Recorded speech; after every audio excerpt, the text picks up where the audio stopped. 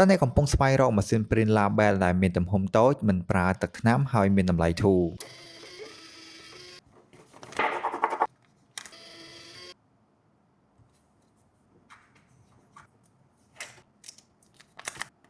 ថ្ងៃនេះខ្ញុំសូមណែនាំម៉ាស៊ីន Print Label B1 ដែលប្រើប្រាស់បច្ចេកវិទ្យាកម្ដៅដ៏ទំនើបជួយអ្នកចំណេញថវិកាបានច្រើនដោយមិនចាំបាច់ចំណាយលើការទិញទឹកថ្នាំទៀតនោះទេតើម៉ាស៊ីន Print Label Nimbot B1 អាចធ្វើអ្វីបានខ្លះចម្លើយនេះស្ទើរតែគ្រប់យ៉ាងតែម្ដងវាមានសមត្ថភាពអាច print បានទាំងស្លាកតម្លៃការបញ្ចុះតម្លៃ barcode និង QR code លើសពីនេះវាក៏អាច print ស្លាកសញ្ញាសម្គាល់ផ្សេងៗដូចជាស្លាកសញ្ញាប្រុងប្រយ័ត្នក៏ដូចជាប្រើប្រាស់សម្រាប់រៀបចំផ្ទះបាយឬការងារការិយាល័យឲ្យមានរបៀបរៀបរយសម្រាប់បងប្អូនដែលលក់អនឡាញ B2 ក៏ជួយបិទ label លើអីវ៉ាន់ឲ្យមើលទៅមានស្តង់ដារហើយបងប្អូនក៏អាចជ្រើសរើសពណ៌ label បានច្រើនបែបតាមចំណង់ចំណូលចិត្តផងដែរចំពោះកណ្ដាល label របស់វាវិញគឺមានគុណភាពខ្ពស់ដែលវាស្វិតមិនងាយរហែកមិនជ្រាបទឹកធន់នឹងប្រេងធន់នឹងកម្ដៅថ្ងៃដែលជួយអក្សរច្បាស់បានយូរពិសេសជាងនេះវាបានប្រើប្រាស់កៅដែលជាប់ល្អលើគ្រប់ផ្ទៃទាំងអស់តែងាយស្រួលបកចេញមកវិញដោយមិនបន្សល់នៅស្នាមស្អិតឡើយសម្រាប់បងប្អូនដែលកំពុងមានចំណាប់អារម្មណ៍អាចរកទិញ